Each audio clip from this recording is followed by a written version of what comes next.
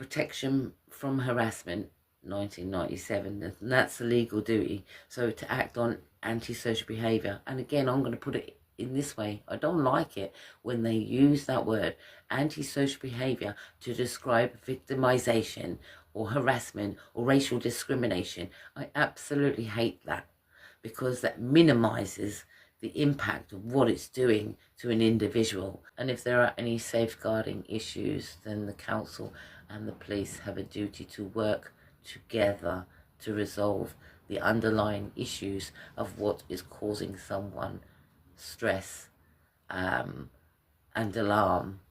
But that bad behaviour has to be called out, I'm afraid. You're not doing anybody any favours by being silent on bad behaviour, because if it ain't you, then it's going to be someone else. And we have a duty of care to protect the future children and protect the community's mental health and well-being. The one thing you can do is, if you've called the police several times on your neighbour and you've told the council about your neighbour, that there is, as I said, a community review. They call it an antisocial behaviour review, but it used to be a community trigger. You or anybody that's witnessing what's happening with you, can pull a community trigger, especially if they know that there's been police involvement, they've seen it, you've witnessed to it. You can pull that community trigger, which is also antisocial behaviour review.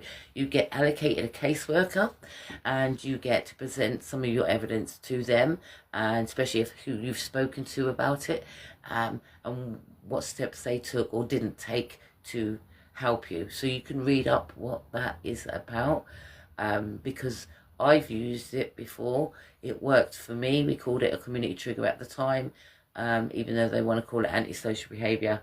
I had to also point out that it isn't antisocial behaviour, even though it's a review.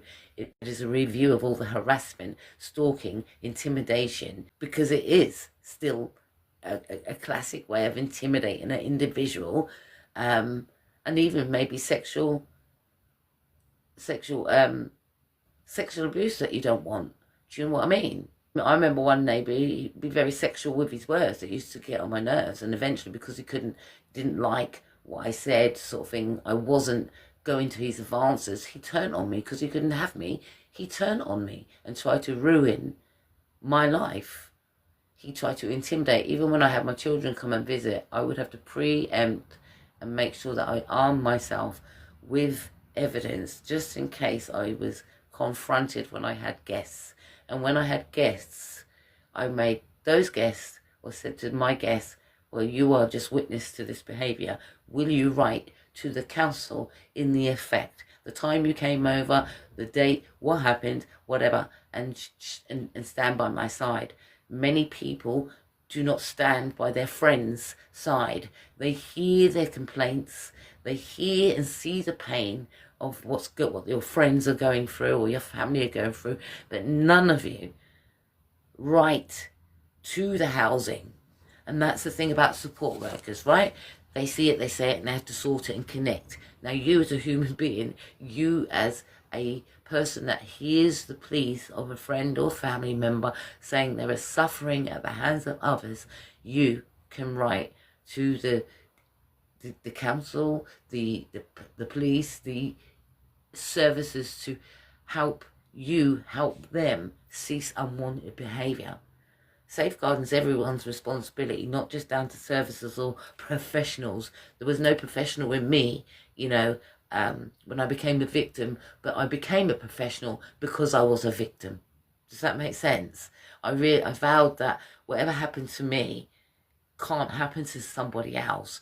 So I went into this role of protecting people's mental health, and my thing was mind over matter. That's what I called myself. Called the project suicide prevention, and that's what I was doing, trying to prevent acts of fatality or people taking it out on themselves, or this unwanted behaviour. When nobody's listening, people took it out on themselves, and it was just for me to say, yeah, please make sure you're here. Can you tap the screen? Or I think this is all new to me, to make someone's listening. Give me a little heart or something, please, just to know that you're listening, and share it as well. But I think when people are victims of criminal behaviour, I say, criminal stalking, criminal harassment, victimisation. Oh my God, it really takes its toll on someone where they may even say, I don't want to be here anymore. I mean, God knows that happened to me years ago, where I didn't want to be here anymore because of a neighbour. And it didn't matter how many doors I, as an individual, knocked on. I would speak to Samaritans, I would speak to Mind, I would speak to loads of services and say, hello, and they'd be like, how can I help you? I'm being harassed, but no one's listening. That was my rhetoric that I used to say. I am being harassed and no one's listening. And that's what I used to say. And then I would have to explain and regurgitate of what kind of things that this person done.